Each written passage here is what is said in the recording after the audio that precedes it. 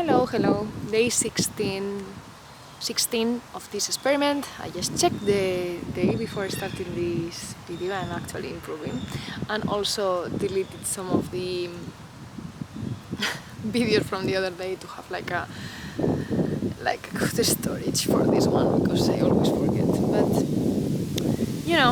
here we are, passing the equator of this experiment, which I think is bringing few people to join my channel, which I'm very happy.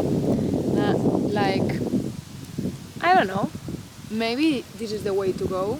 I don't know how I'm gonna do after the days. Maybe I keep going, maybe I do change the frequency, but still doing these raw videos, like really frequent anyway, maybe not every day, but like more than once a week, because I think I'm liking it, because you don't need so much post-processing. As I was saying, it's quite in flow, which I love reflecting, I love expressing myself, and I think that's the way to go, because this is my uniqueness, my essence, So maybe I'm quite in flow already. So talking about uniqueness and essence,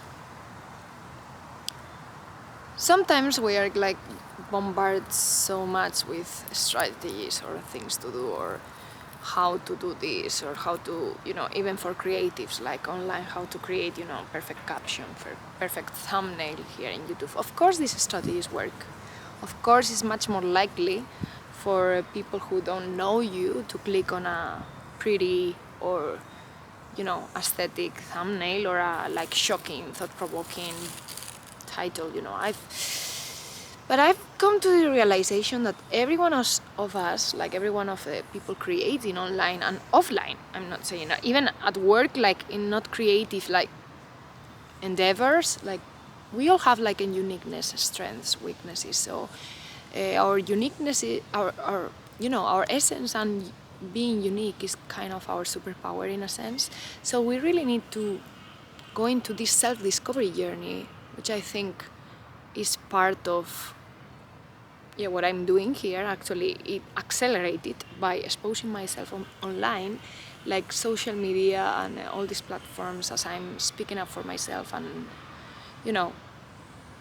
putting myself out there. My self-discovery journey, that it was already going on behind the scenes, here it got accelerated, So I got to know myself in so many different layers, much more in depth, facing shadows and all of this. And I realized at the end of the day, what you have to offer, or what anyone has to offer in the world in general, whether it is creative or not creative, in your, my engineering job, there are, strengths that are uniquely like my strengths, and I can pinpoint very quickly where I am better than the average person, or where I am worse than the average person. Like not better or worse, like in moral, up and down, but knowing in which things you are more natural at, or strengths is what people call strengths. But I would say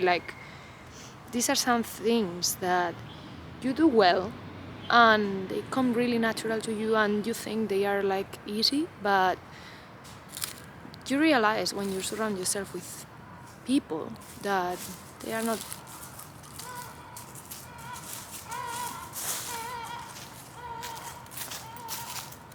Yeah, he just passed very close to me, but yeah. I don't know what he's gonna do.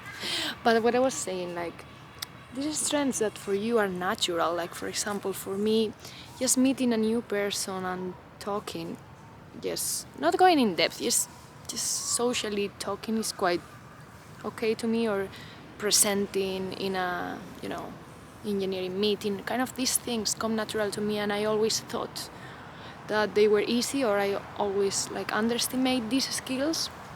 Or for example, this creativity and being in flow and quickly jumping on topics without pre-planning or strategy. I just thought being out of tangent, so talkative, maybe going on circles, is not very wise, very useful. But at the end of the day, people that I encountered in my life to realize, how can you do this? How can you do these things? Like, really, I would have gone blank, or wow, I always need a plan, or I am socially awkward, whatever they tell me. And it's like, wow, I didn't realize these things are actual skills or strengths that I have naturally.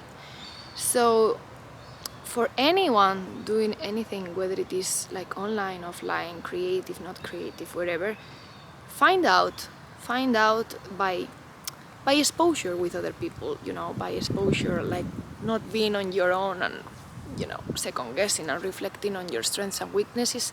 Okay, you can reflect a little bit, but the best way is to throw yourself in different groups of people, and realize that you are not like them, like 100%, but you are neither like too different. You'll have some things that you are similar, some things that you are different, but in the middle of these things you'll find your uniqueness, and this is what you need to like take advantage of. Apart from, of course, improving your weaknesses, always, like working on improving yourselves, that's great, but knowing where your power lies as well, to kind of fight or speak up for yourself, is amazing. So coming back to how this relates to YouTube, I would say, like, at the beginning I was doing all the things, not all the things, but I was more like concerned about, I don't know how to edit, or I don't know how to make a thumbnail, or thumbnail, yes, or I don't know,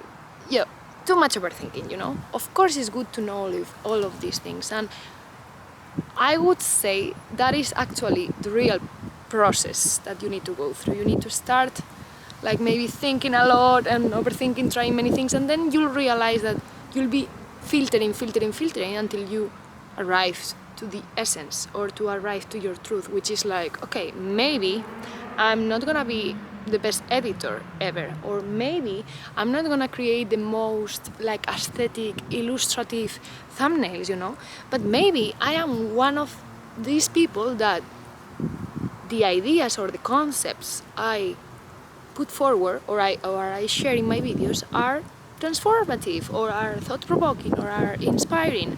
So maybe this is my category. I mean, I don't like putting like labels, or fitting people in boxes and things like that. This is not my type of thing, but it's kind of understanding that you may be going through some struggles, or you may be going through one route, and you find yourself that you cannot be consistent. But you cannot be consistent because that is not exactly you, in a sense. Like, if I needed to edit like a pro these YouTube videos, I would have gave up. And there was a season I was thinking, okay, and I'm still doubting sometimes a bit, but a little bit less because of this experiment. Because I feel like when you are not aligned to the task that you are doing, so you don't love the process, I mean, you don't need to love 100% of it, but majority of it needs to be enjoyable for you to be consistent. So for me, sharing ideas, talking out loud, being in flow, and self-expression and expressing myself, whatever, it's great. I could do this every day, like for the rest of my life. So with this, I know I can be consistent. The thing is, like, if you ask me to play basketball every day, would I be consistent? I don't think so. Even though one day may be enjoyable, or maybe once a week, whatever, but it's like, it's not a thing that it's really, clicking with me. So editing, although I know it's amazing, it creates so much like better polish, better in a sense, like not in a sense of transformative idea, but it's more like easier to watch, nicer to see, Maybe that's not the thing I should be putting all my energy in, because then you'll get burnout, because you are trying to be disciplined or consistent, and you are trying to change your identity for this YouTuber who is like editing like a pro, but then you don't want to be that YouTuber who is editing like a pro, in 3 years. So, because you don't see yourself doing this editing like a pro, or even having like a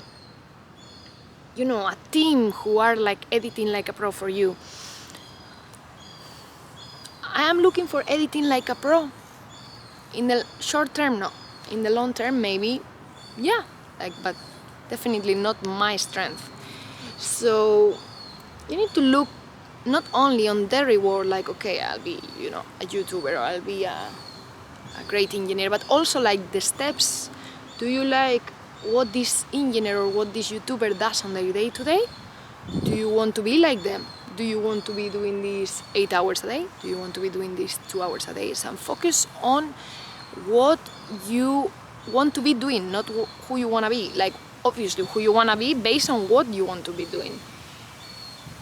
Because this is the key to understand where you can be consistent, like in which things you are gonna be amazing at consistency. Because most of the consistency and discipline issues and stuff and people getting burnout is because this discipline is not, it's not aligned with you. So this working hard without alignment normally leads to burnout, So you need to actually have the both. You need to work like every day, wherever, like consistent, like I'm doing these videos, or I'm going to, coffee shops and write a little bit. But this is truly and, totally 100% aligned to what I want to be doing every day. So it's like, it just comes easier. That's why this work is smarter. For the work is smarter and work harder. Work is smarter means like you need to do some, self-discovery. Like you need to actually introspection, self-awareness to understand where yes and where no, where to put your energy and where not to put it.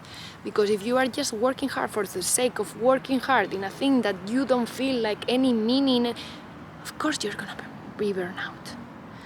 So this is just a reminder of all of this, and I got so passionate today. I don't know for what reason, but maybe I had my creative flows again on a Sunday today. So let's see what I come up with tomorrow. See you guys. Bye.